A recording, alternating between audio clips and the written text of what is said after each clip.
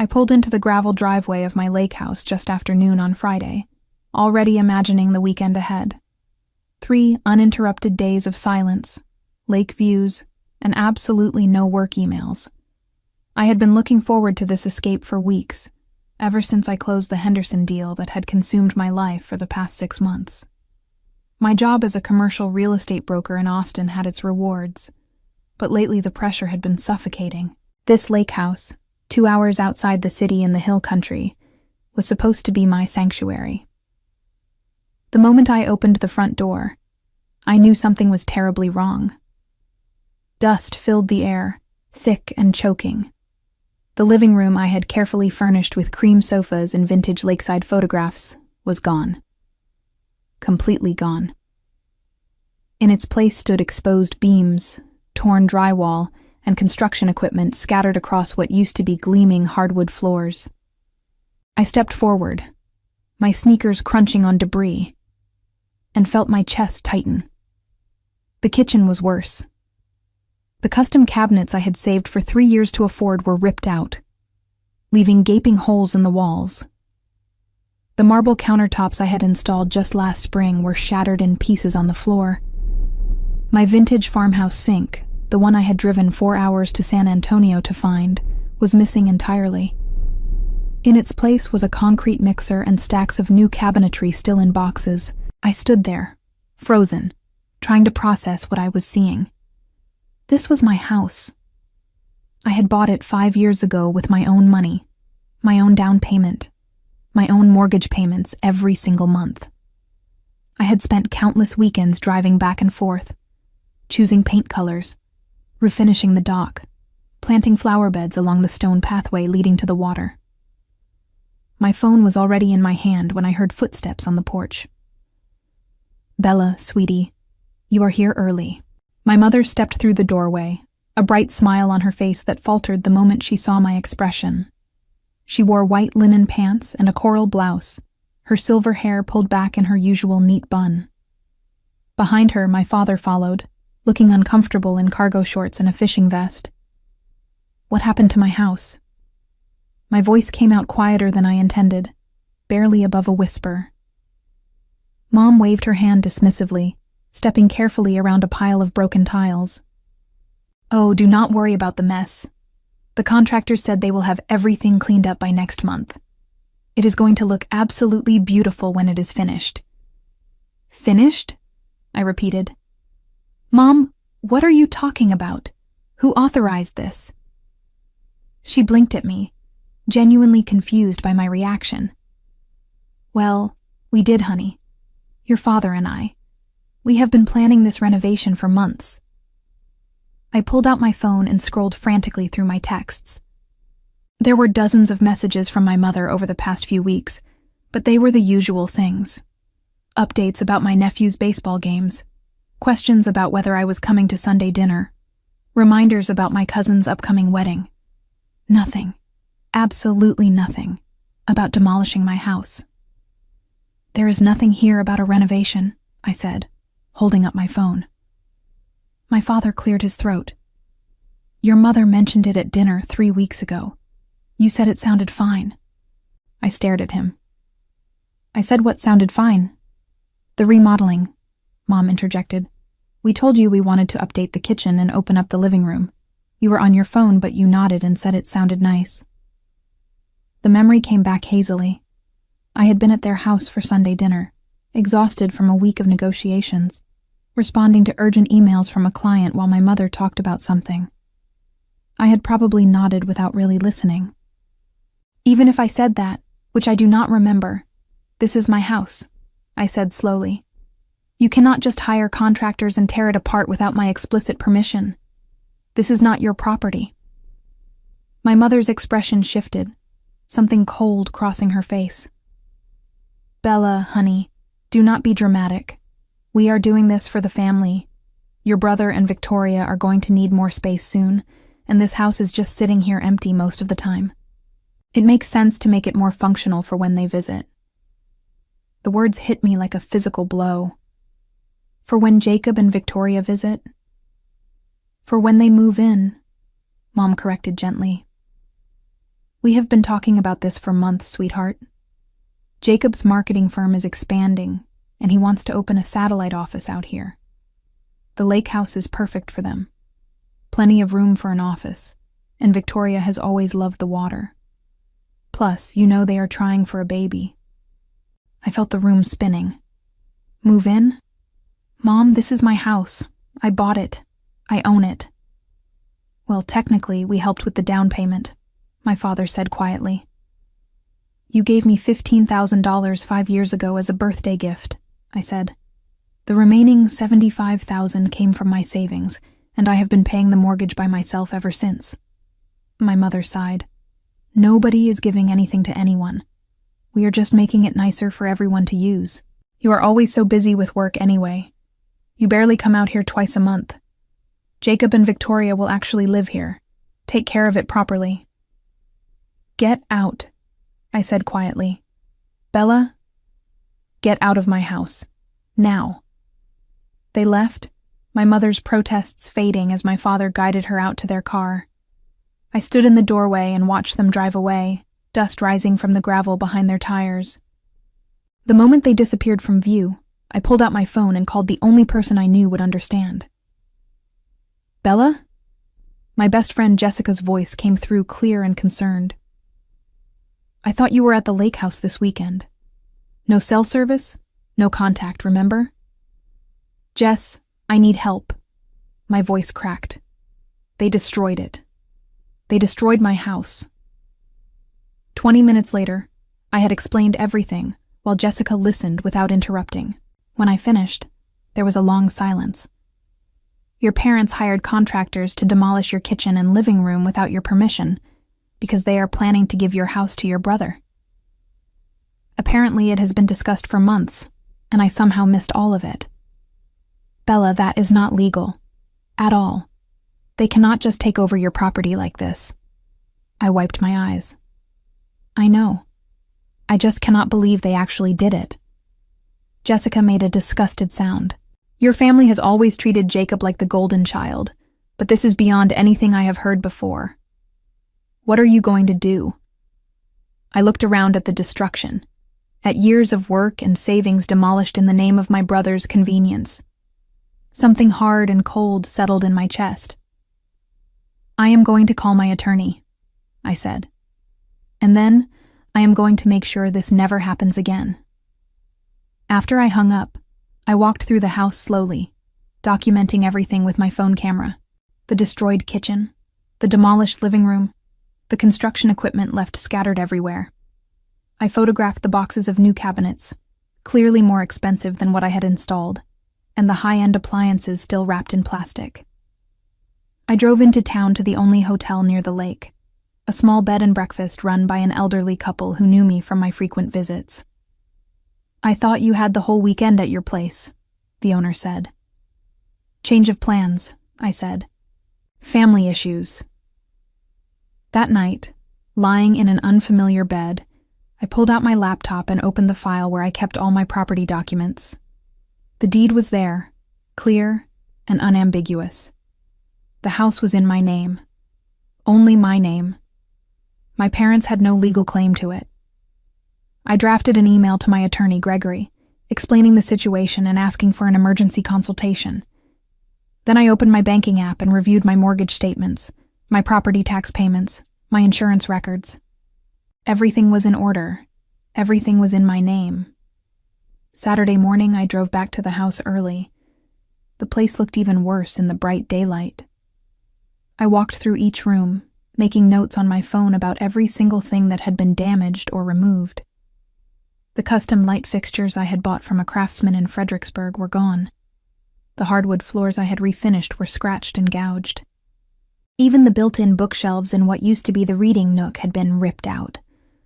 I was photographing the damage when I heard a car pull up outside. Through the window, I saw Jacob's silver sedan.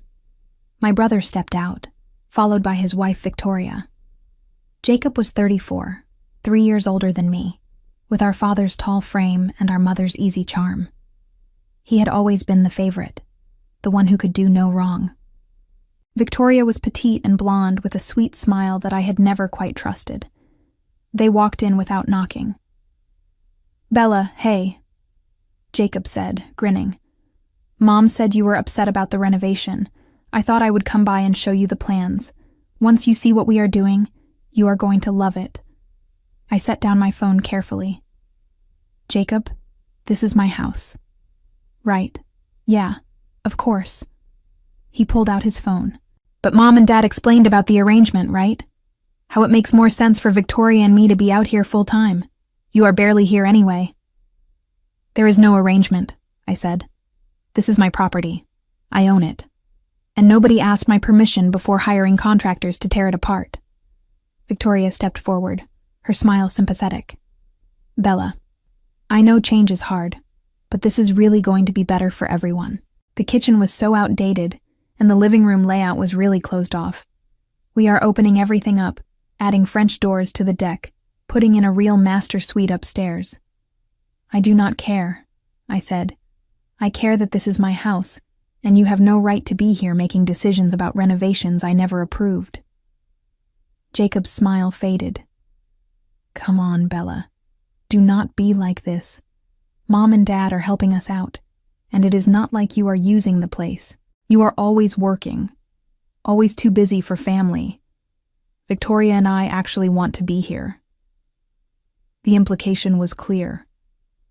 I was the selfish career woman, too focused on work to appreciate what I had, while Jacob and Victoria understood the value of family and home. It was the same narrative I had heard my entire life. "Get out," I said quietly. "Bella, get out of my house right now, both of you, or I am calling the police." Victoria's sweet smile turned sharp. "You know, your mother was right. You are being incredibly selfish about this."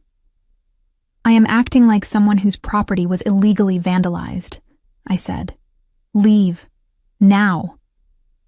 They left, and I stood alone in the ruins of my living room, my heart pounding. I called Gregory from the front porch, looking out at the lake that had always brought me peace. He answered on the second ring. "Bella, I got your email. This is quite a situation." I explained everything that had happened since yesterday, including the conversation with Jacob and Victoria. Gregory listened without interrupting. "All right," he said. "Here is what we are going to do. First, you need to document everything. Every piece of damage, every conversation, every text message. Second, I am going to draft a cease and desist letter to the contractors and your family members, making it clear that no further work is to be done without your written authorization. Third, we are going to send formal notice that any family members currently occupying or attempting to occupy your property are doing so illegally." "My parents are going to lose their minds," I said. "That is not your problem. What they did is trespassing and destruction of property at minimum. You would be well within your rights to press charges, though I would not recommend starting there." "What about the renovation? Can I hold them liable for the costs?" "Absolutely. If they hired contractors without your permission, they are responsible for both the cost of the unauthorized work and the cost of restoring your property to its previous condition. Do you have documentation of what the house looked like before?" I thought of the dozens of photos I had taken over the years. "Yes, I have everything." "Good. Send me all of it. I will put together a demand letter as well." "And if they do not pay?" Gregory paused. "Then we take them to court." "But Bella, I have to ask. Are you prepared for that? Suing your family is going to create a permanent rift." I looked at the exposed beams of my demolished living room, at the construction equipment scattered across my floor. I thought about my mother's casual dismissal of my ownership, Jacob's entitled assumption that he could just take what was mine. "Yes," I said. "I am prepared." That afternoon, I spent hours gathering every piece of documentation I had. Photos of the house before and after each improvement, receipts for the appliances, the furniture, the custom work, my mortgage statements and property tax records, screenshots of my mother's text messages, none of which mentioned any renovation plans, a recording of my conversation with Jacob and Victoria, which I had started as soon as I heard them pull up. I organized everything into folders and sent it all to Gregory. Then I drafted a message to my family group chat. "I need to make something very clear," I wrote. "The lake house is my property. I purchased it with my own money, I pay the mortgage with my own money, and I am the sole owner according to the deed. No one had my permission to hire contractors or begin any renovations. Effective immediately, all work must stop, and all family members must vacate the property. My attorney will be sending formal notice of this shortly. Any further trespassing or damage to my property will result in legal action." I hesitated before hitting send. This was it. The moment I drew a line that could not be uncrossed, I hit send. The responses came almost immediately. My mother first, a long paragraph about how hurt she was that I would threaten the family with legal action. My father, shorter, saying I was overreacting. Jacob, angry, accusing me of ruining his plans and being vindictive out of jealousy. I muted the group chat and set my phone face down. Sunday morning, I met Jessica for coffee at a small cafe in town. She hugged me tightly when she saw me. "You look terrible," she said, which was why I loved her. Jessica never sugarcoated anything. "I feel terrible," I admitted. We sat down with our coffees, and I filled her in on everything that had happened since our phone call. "I cannot believe Jacob actually showed up and acted like he had a right to be there," she said. "The entitlement is unreal." "That is the worst part," I said. "He genuinely does not see anything wrong with it. None of them do." "What did Gregory say?" "He is drafting all the legal notices. They should go out tomorrow. He thinks once my parents see official legal documents, they will back down." Jessica frowned. "Do you think they will?" I stirred my coffee. "I do not know. The family I thought I knew would never have done this in the first place." My phone buzzed. Another message in the family group chat, this time from my Aunt Linda. "I cannot believe you would treat your parents this way after everything they have done for you." I showed it to Jessica, who rolled her eyes. "Let me guess. She has no idea what actually happened. She just heard your mom's version." "Exactly." I muted notifications from my aunt. More were coming in now, cousins and family friends, all apparently getting updates from my mother about my terrible behavior. "You know what you need to do?" Jessica said. "Fight back, not just legally but publicly. If they are going to tell everyone you are being unreasonable, you need to make sure people know the truth. I do not want to air family drama on social media." "I am not talking about social media. I am talking about facts. When people ask you what is going on, and they will, you tell them the truth. Your parents hired contractors to demolish your house without permission so they could give it to your brother. Period. No emotion, no drama, just facts." She was right. I had spent my whole life trying to keep the peace, trying not to make waves. But staying quiet had not protected me. It had just made it easier for them to take advantage. "Okay," I said. "Facts only. I can do that." Monday morning arrived with an email from Gregory. The cease and desist letters had been sent via certified mail and email to my parents, Jacob, Victoria, and the contracting company. I read through the legal language, clear and unambiguous, laying out my ownership of the property and demanding all work stop immediately. There was also a demand letter requiring my parents to pay for all damage to the property, with a deadline of 15 days to respond. I was sitting in the hotel breakfast room when my phone rang. Mom. I let it go to voicemail. She called again immediately. Then my father. Then Jacob. I ignored them all. The voicemail notifications piled up. I waited until after I finished my coffee before listening to them. My mother's voice was shrill with anger. "Bella, what have you done? We just received a legal threat from some attorney claiming we trespassed on your property. This is absurd. You need to call this off right now before you embarrass the entire family." My father sounded tired and disappointed. "Bella, honey, I know you are upset, but getting lawyers involved is not the answer. Please call your mother back so we can work this out." Jacob was furious. "Are you kidding me right now? You sent us a cease and desist? Victoria is in tears. Mom is having a breakdown. All because you cannot share a stupid house that you barely use? Grow up, Bella." I deleted all the voicemails and opened my laptop. Time to start researching restoration contractors and getting quotes for fixing the damage. By Tuesday afternoon, I had estimates from 3 different contractors on the cost of restoring my house to its previous condition. The numbers were staggering. Between the custom cabinets that had been destroyed, the hardwood floors that were damaged, the fixtures that were missing, and the labor to undo all the demolition work, I was looking at close to $90,000 in repairs. I sent all the estimates to Gregory with a note. "Does this seem reasonable?" He called me instead of emailing back. "The estimates are consistent with the scope of damage you documented. The problem is that demolition is always faster and cheaper than restoration. They tore out your kitchen in a day. It is going to take weeks to rebuild it properly, and since you had custom work before, you are going to pay custom prices to replace it." $90,000, I said, still processing the number. "Yes. And that is actually on the conservative end. If you wanted to upgrade to the level of finishes they were planning to install for your brother, it would be significantly more. I do not want what they were planning. I want what I had."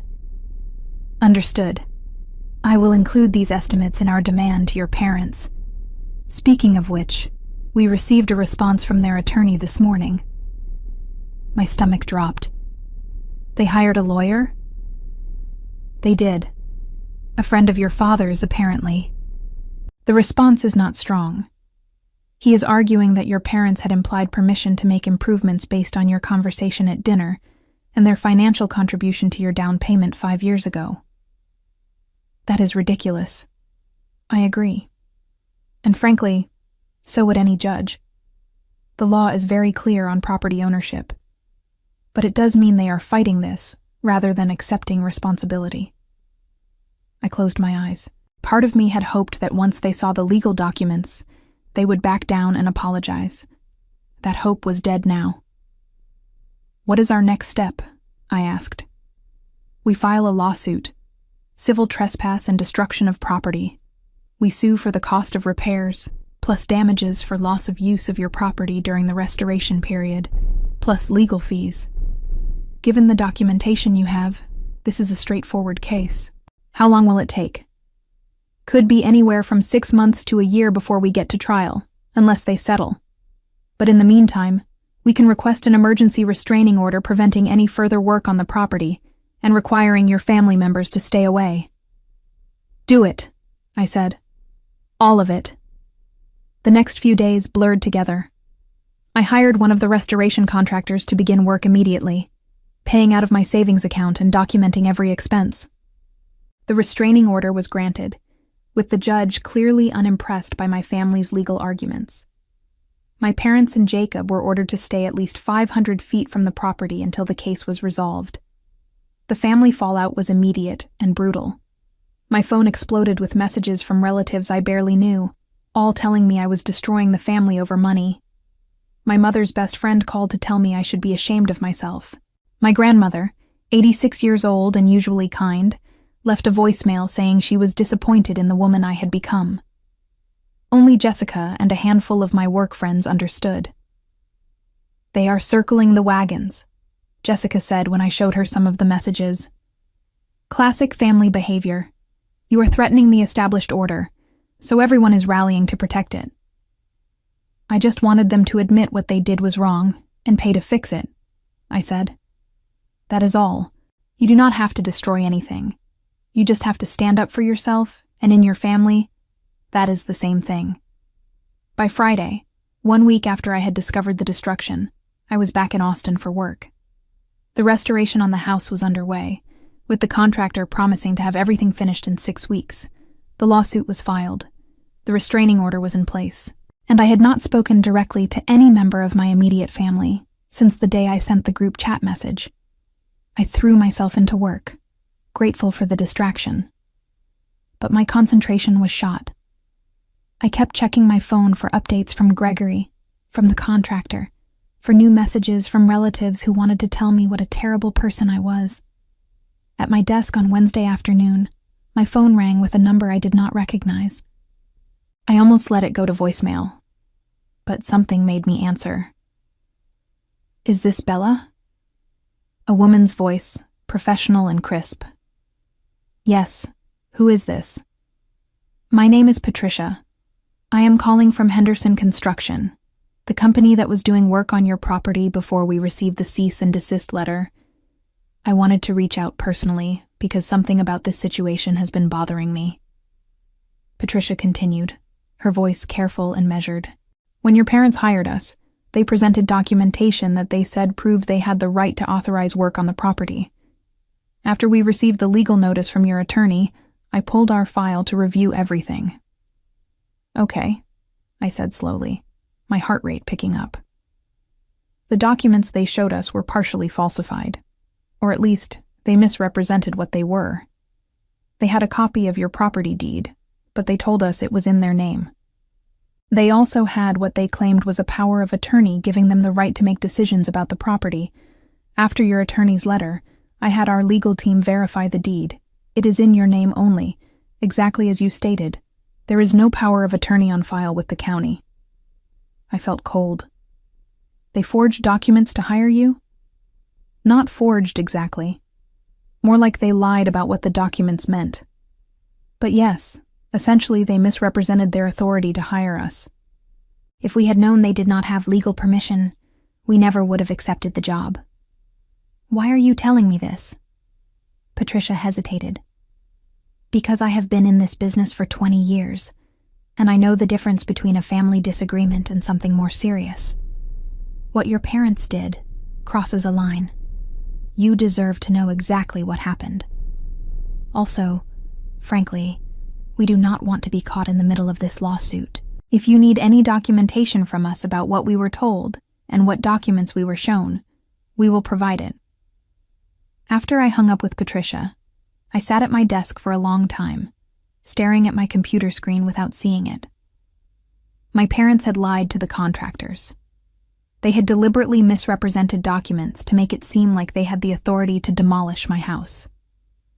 This was not a misunderstanding or a difference of opinion about family property. This was calculated deception.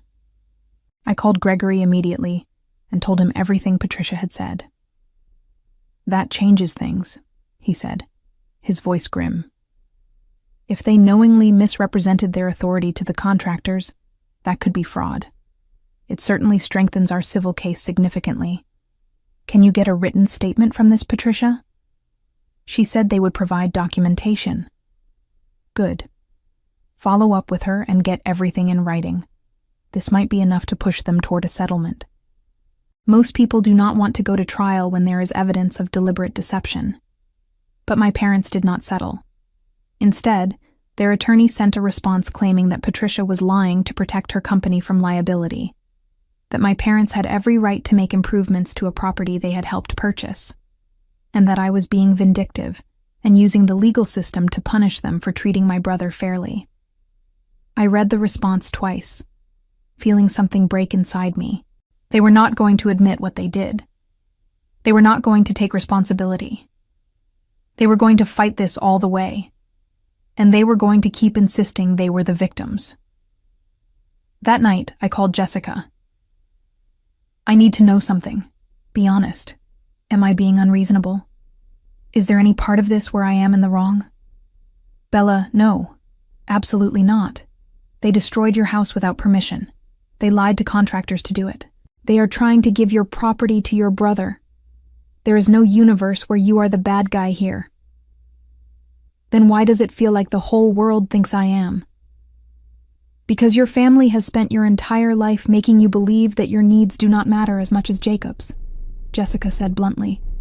"And now you are finally pushing back, and they cannot handle it. So they are mobilizing everyone they know to make you feel guilty and back down. It is manipulation, Bella. Classic manipulation." I knew she was right. But knowing it did not make it hurt less. The lawsuit moved forward slowly, grinding through discovery and depositions. My parents' attorney tried every delay tactic in the book, asking for continuances and extensions and additional time to respond to every filing. Gregory said it was standard practice for someone trying to drag things out, but it was exhausting.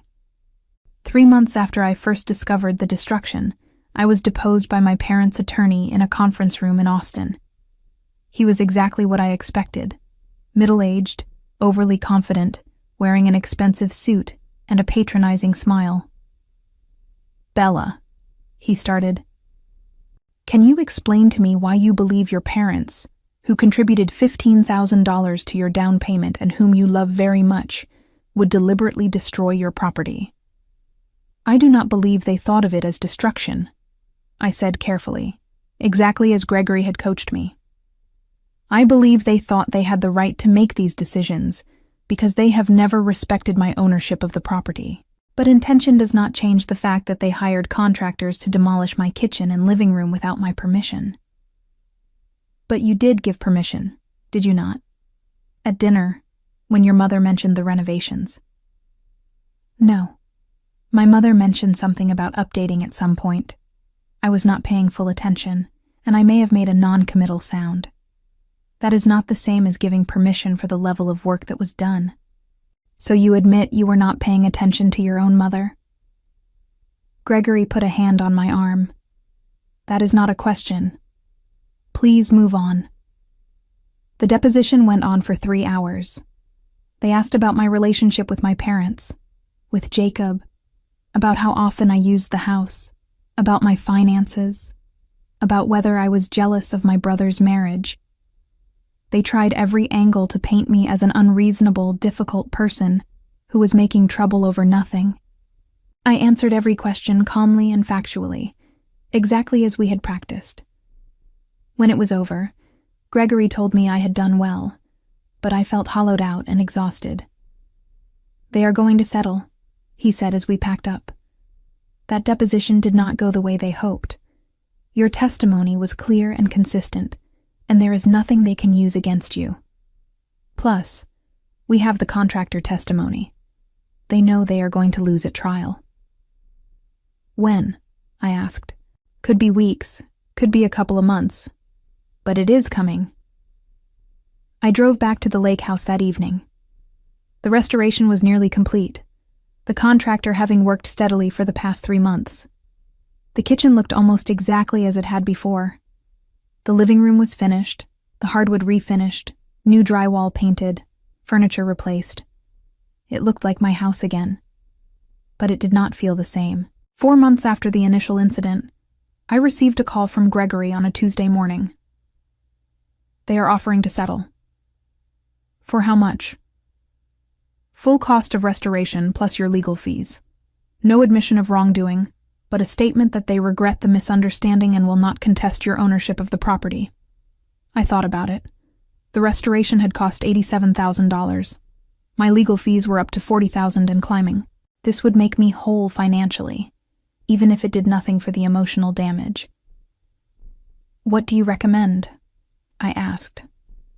"Take it. I know you want them to admit they were wrong, but you are not going to get that. This gets you paid back and ends the legal battle. You can move on with your life." Moving on with my life. That sounded good. Except I knew my family would tell everyone they had done nothing wrong, that they settled just to end my vindictive lawsuit, that they were the bigger people for not dragging this through the courts. The narrative would still paint me as the problem. "Give me 24 hours to think about it," I said. That night, I sat on the deck of my lake house, looking out at the water under the moonlight. The house was mine again, fully restored, legally protected. The lawsuit would end. I would get my money back. Everything would go back to normal. Except it would not, because normal had meant being the family member who was expected to accommodate everyone else. Normal had meant watching Jacob get preferential treatment and staying quiet about it. Normal had meant letting small violations slide until they became big ones. I did not want normal anymore. I called Gregory the next morning. "I want to counter-offer." "All right, What do you have in mind? Full cost of restoration, legal fees, and an additional $100,000 in damages for emotional distress and loss of use of property. Plus, a written apology signed by both parents that acknowledges they did not have permission to hire contractors or authorize work on my property, to be provided to the contractors and filed with the county property records. Gregory was quiet for a moment. That is going to push us back toward trial. They are not going to agree to that. Then we go to trial, I said. I am done pretending this was not as bad as it was. 2 weeks later, my parents rejected the counteroffer. Their attorney called it outrageous and vindictive and said they would rather take their chances with a jury than give in to my extortion. Gregory scheduled the trial for 8 weeks out. I spent those weeks preparing. More depositions, this time of my parents and Jacob. I was not present for those, but Gregory told me they did not go well for them. My mother got emotional and defensive. My father contradicted himself several times about what documents they had shown the contractors. Jacob admitted under oath that he had been planning to move into the house permanently, and that our parents had promised it to him. That last part is actually helpful, Gregory said. It establishes that this was not just about improvements. They were actively trying to transfer the property to your brother, without your knowledge or consent. The trial took 3 days. My parents' attorney tried to paint me as an ungrateful daughter, who was estranged from her loving family over a simple misunderstanding. He showed photos of family holidays, of me and Jacob as kids, of my parents at my college graduation.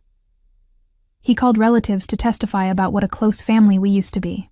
But when Gregory cross-examined those same relatives, none of them could explain how being a close family justified demolishing someone's house without permission. None of them could defend the forged power of attorney or the lies told to contractors. I testified on the second day.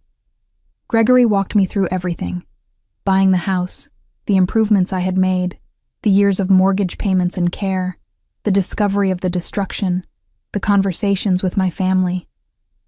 I kept my voice steady and factual, even when my parents' attorney tried to provoke me. I am happy for my brother's successes, I said calmly when asked about Jacob. But his success does not entitle him to my property. The contractor, Patricia, testified on the third day. She brought documentation of everything my parents had told her company, including notes from the initial consultation where my mother had claimed she and my father were the property owners and were doing renovations before transferring it to their son. The falsified power of attorney was entered into evidence, with an expert witness testifying that it had never been properly executed or filed. By the end of the third day, I could see my parents' attorney knew he was losing. His closing argument focused almost entirely on the emotional aspects, about family bonds and forgiveness, and how tragic it was that I was willing to destroy my relationship with my parents over money. Gregory's closing was shorter and more direct. This case is not about family dynamics or emotional disputes. It is about property rights and the rule of law. The defendants do not own this property. They did not have permission to hire contractors or authorize work on this property. They deliberately misrepresented their authority to those contractors. They caused $87,000 in damage. The law is clear. They are liable for that damage, and the plaintiff is entitled to compensation. The jury deliberated for 4 hours. When they came back, the verdict was in my favor on every count. The judge awarded me the full cost of restoration, all legal fees, and $75,000 in additional damages. He also issued a permanent injunction preventing my parents or Jacob from entering the property or making any claims to it, and he ordered my parents to sign a document acknowledging they had acted without authorization, to be filed with the county. I sat in the courtroom and watched my mother cry. My father stared at the table, his face gray. Jacob looked furious, whispering angrily to Victoria. Their attorney gathered his papers quickly, clearly eager to be done with the case. Gregory leaned over. You won. Completely. But I did not feel victorious. I felt tired and sad and relieved all at once. Outside the courthouse, my parents and Jacob left through a side exit, avoiding me entirely. I stood on the front steps with Gregory and Jessica, who had taken the day off work to be there for me. "What now?" Jessica asked. "Now I try to figure out what my life looks like without them in it," I said. That weekend, I drove to the lake house. It was mid-October, the weather perfect, the trees just starting to turn color. I walked through every room slowly, running my hands over the restored cabinets, the refinished floors, the new furniture that was close enough to what I had before. It was mine, completely and legally mine, with court documents to prove it. No one could take it from me now. I made dinner in my restored kitchen, pasta with vegetables from the farmer's market in town. I ate on the deck, watching the sun set over the water, and felt the tension I had been carrying for 6 months start to ease. My phone buzzed. A message from Jessica. "How is it?" "Peaceful," I typed back. "Finally peaceful." The next morning, I woke up early and went for a run along the lake trail. When I got back, there was a car in my driveway, my grandmother's old sedan. I approached cautiously. Grandma was sitting on my front porch, a basket beside her. "I brought muffins," she said when she saw me. "Blueberry, your favorite." I sat down on the step below her, not quite ready to trust this. "Grandma, what are you doing here?" I wanted to apologize. She looked older than I remembered, more fragile.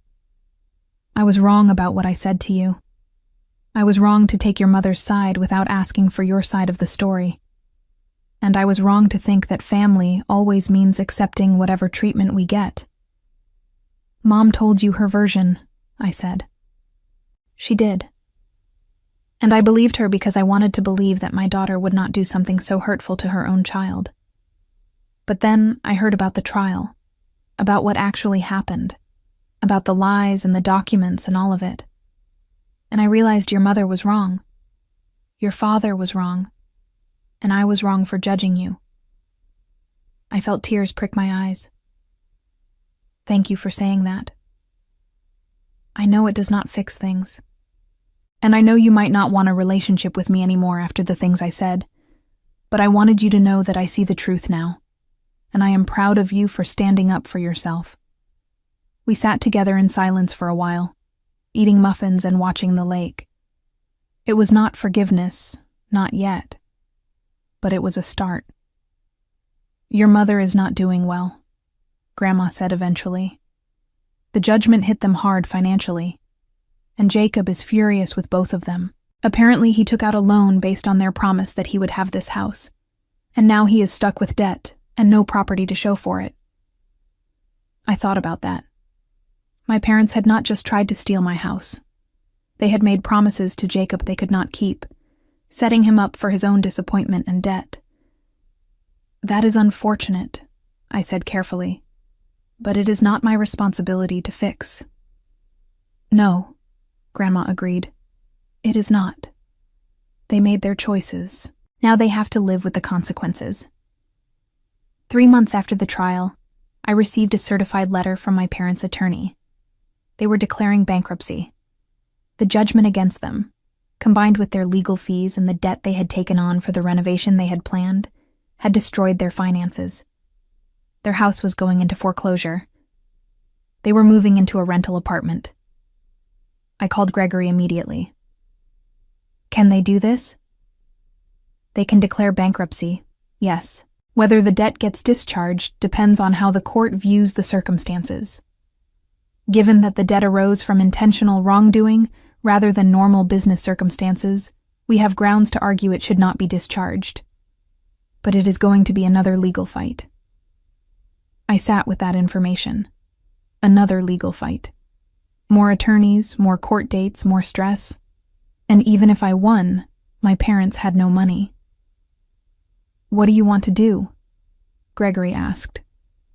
"I do not know," I admitted. "Part of me wants to fight it, but another part is just exhausted. Take some time to think about it. We have 60 days to respond." 6 weeks after the bankruptcy filing, I got a phone call that changed everything. "Bella, this is Patricia from Henderson Construction. Do you have a minute to talk?" "Of course," I said, surprised. "I wanted to give you a heads up about something. Your brother Jacob contacted us last week asking for copies of all our files related to your property. He said he was considering filing his own lawsuit against your parents for promising him property they did not have the right to give away." I sat down. "Jacob is suing Mom and Dad?" "That is what it sounds like. He is claiming they defrauded him by making promises about your house, causing him to take out loans and make plans based on those promises. He wanted our documentation to support his case." After I hung up, I sat in stunned silence. Jacob was suing our parents. The golden child was turning on them, angry that their schemes had left him in debt. Whatever fantasy they had built where the family rallied around them had collapsed. I called my grandmother, who confirmed it. "He filed papers last week. Your mother called me in hysterics. She cannot understand how her own son could do this to her. I pointed out that she could not understand how her own daughter could sue her either, but apparently that is different." "Is it, though?" I asked. "No," Grandma said. "It is not different at all. Jacob's lawsuit alleged fraud, breach of promise, and financial harm. He was seeking damages for the loan payments he had made in expectation of living in my lake house, for the costs of his canceled plans, and for emotional distress. Unlike my straightforward property damage case, his was messy and complicated.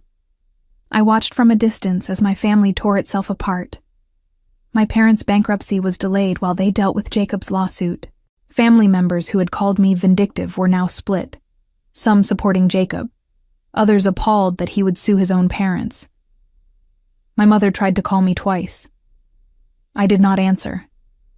She left voicemails asking me to talk to Jacob, to tell him to drop the lawsuit, to help fix this mess, as if I owed her anything. I deleted the voicemails without responding. In April, 9 months after I discovered the destruction of my house, I stood in my Austin office and looked out at the city skyline. My boss had just offered me a promotion to senior broker, with a significant raise and my own team. "You have been one of our best performers," she said, "even while dealing with personal issues that would have derailed most people. That is the kind of resilience we value." I accepted the promotion, and that night Jessica took me out to celebrate. We went to a nice steakhouse in downtown Austin, ordered expensive wine. "You did it," Jessica said, raising her glass. "You fought for yourself, you won, and you are thriving. That is the best revenge of all." "Is it revenge if I am just living my life?" I asked. "Absolutely. The best revenge is success and happiness while the people who wronged you implode. You have both." I thought about my parents in their rental apartment, facing bankruptcy and a lawsuit from their own son. I thought about Jacob, deep in debt and legal trouble, his golden child status tarnished. I thought about the extended family members who had called me selfish now watching the consequences unfold. And I thought about myself, in my restored lake house on weekends, in my Austin apartment during the week, with a new promotion and a life I had built entirely on my own terms. "Yeah," I said. "I guess it is." The bankruptcy proceedings dragged on through spring. The judge scheduled a hearing for late July. I did not want to go, but Gregory insisted I needed to be there. My parents sat on the other side of the courtroom with their bankruptcy attorney, looking older and more worn. My mother's hair had gone almost completely white. My father had lost weight, his suit hanging loose.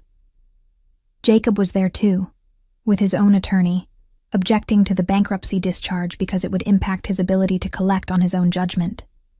He did not look at me. The hearing lasted 2 hours. My parents' attorney painted a picture of 2 elderly people who had made a mistake and were now being punished beyond reason. He argued that forcing them to pay would leave them destitute. Gregory countered that they had deliberately defrauded contractors and attempted to steal property, and that allowing them to discharge that debt would send a message that such behavior had no consequences.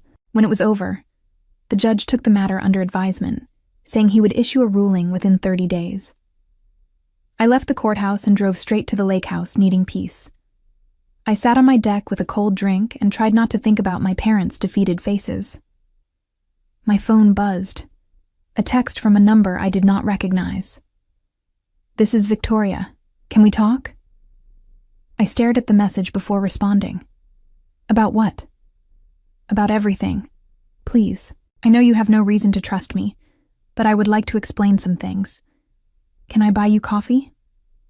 Against my better judgment, I agreed to meet her the following weekend at a coffee shop halfway between Austin and where she and Jacob were living. She looked different when I walked in. Thinner, more tired, her usual polished appearance slightly frayed. We got our coffees and sat at a corner table. "Thank you for meeting me," Victoria said. "I was not sure you would." "I'm not sure why I did," I admitted. "What do you want, Victoria?" She wrapped her hands around her coffee cup. "I want to apologize, and I want to explain what was happening behind the scenes. Things you did not know about." "Okay," I said warily. "Your mother came to us about 2 years ago with the idea of the lake house. She said you barely used it, that it would be perfect for Jacob's satellite office plan. We were hesitant at first, but she was so persuasive. She made it sound like you had basically agreed." "I never agreed to anything. I know that now. But your mother was so convincing." Victoria continued, her voice quiet. "Your parents took out a home equity loan on their house to pay for the renovation. They told us it was an investment, that they were making the house nicer before transferring it to Jacob. They promised that once the work was done, you would sign the property over, because it was the right thing to do for family." "That was never going to happen," I said. "I know. And I think, deep down, Jacob knew it too. But your mother was so certain, so confident. She had this whole vision worked out, and we wanted to believe it because we needed it to be true. Jacob's business was not doing as well as he let people believe. The idea of having the lake house, of not having to pay rent or a mortgage somewhere, was really appealing." I sipped my coffee, letting her talk. "When you refused to go along with it, when you sent that cease and desist letter, your mother told us you were being vindictive and jealous. She said you had always been difficult about Jacob's success. We believed her. I believed her. And I said terrible things to you because I thought you were being selfish. You called me a spoiled child," I said quietly. "I know. I am so sorry. I was wrong. About all of it. Your mother manipulated us, and we let her because it served our interests. But you were right. It was your house. You had every right to protect it." "Why are you telling me this now?" I asked. Victoria looked down at her coffee. "Because I am divorcing Jacob, and because I think you deserve to know the truth about what was happening, even if it does not change anything." I sat back, stunned. "You are divorcing him?" The stress of all this, the lawsuits, the debt, it destroyed us. But more than that, I realized that Jacob is exactly like your mother. He feels entitled to things that are not his. He blames other people when his plans do not work out. And I do not want to spend my life with someone like that. We sat in silence for a while. The coffee shop was busy around us, people coming and going. "I do not forgive you," I said eventually. "Not yet, maybe not ever, but I appreciate you telling me this." Victoria nodded. "That is fair. I just wanted you to know that not everything was as it seemed. Your mother orchestrated a lot of this. And while Jacob and I were willing participants, we were also being manipulated." After she left, I sat alone in the coffee shop for a long time, processing everything. My parents had taken out a home equity loan to fund the renovation. They had promised the house to Jacob as if it were theirs to give. They had built an entire fantasy and convinced themselves it would work out. And when I refused to play along, the whole thing collapsed. The bankruptcy judge issued his ruling in August. He allowed my parents to discharge most of their debts, but he specifically excluded the judgment I held against them. His written opinion stated that debts arising from intentional wrongdoing and fraud could not be discharged.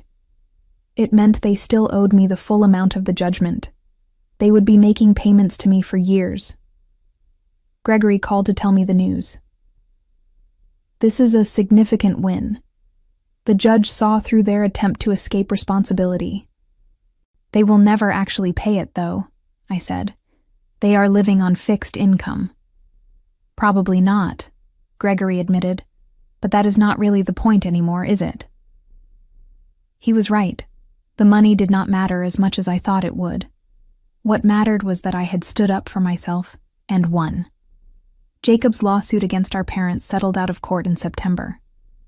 The terms were confidential, but my grandmother told me that our parents agreed to sign over the title to their car and make small monthly payments. It was a fraction of what he had asked for. The family is completely fractured now, Grandma said. Your parents are not speaking to either of their children. Jacob and Victoria's divorce is ugly. Half the extended family has taken sides or stopped attending events. Thanksgiving is going to be awkward. I am not going to be there anyway, I said. I know, but I wanted you to hear it from me. Your mother keeps saying that you destroyed the family with your selfishness. But those of us who were paying attention know that is not true. She destroyed the family by trying to steal from you. In October, a year after the initial discovery, I threw a party at the lake house. Not a family gathering. A party for my friends, my colleagues, the people who had supported me. Jessica helped me plan it, and we invited 30 people for an autumn afternoon. People swam in the lake even though the water was getting cold. We grilled food. Someone brought a guitar and played folk songs as the sun set. I stood on my deck, looking out at the people who had chosen to be in my life, and felt grateful. This is nice, Jessica said, coming to stand beside me. You look happy.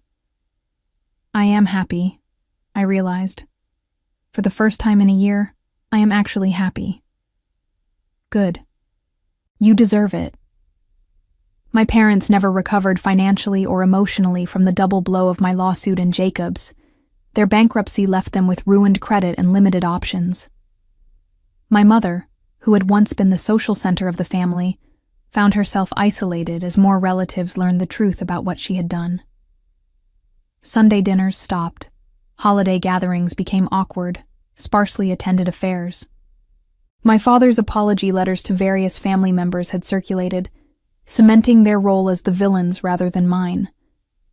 Jacob's business struggled under the weight of his debt, and his reputation took a hit when word spread about him suing his own parents. His divorce from Victoria was finalized with her getting most of their shared assets, leaving him in a small apartment, working twice as hard for half the success he once enjoyed. The golden child had tarnished, and no amount of defending could polish that away.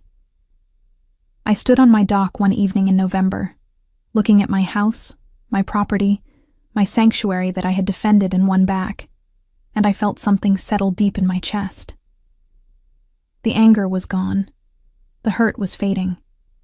What remained was a quiet certainty that I had done the right thing, even when it was hard, even when it cost me relationships I had once valued. I had learned that protecting yourself is not selfish, that standing up for your rights is not vindictive, and that sometimes the people who are supposed to love you are the ones who will hurt you most if you let them. Looking back on everything, on the discovery and the fights and the lawsuits and the long, painful year of reclaiming what was mine, I realized this was never really about a house at all. It was about refusing to disappear, refusing to be convenient, refusing to sacrifice myself for people who saw me only as an obstacle to what they wanted. And in that refusal, in that fight, I had found myself again.